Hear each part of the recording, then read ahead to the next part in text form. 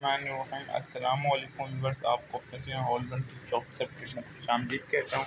Sindh police 525 जो traffic की vacancy आई थी उसका रिटन टेस्ट हो चुका है।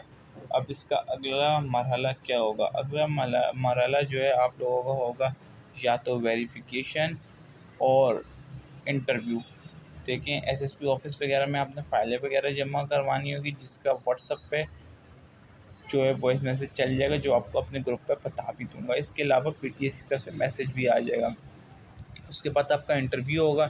इंटरव्यू के बाद आप लोगों ने स्पेशल ब्रांच की वेरिफिकेशन, सीआरओ डॉक्यूमेंट वेरिफिकेशन करवानी होगी, मेडिकल आ जाएगा।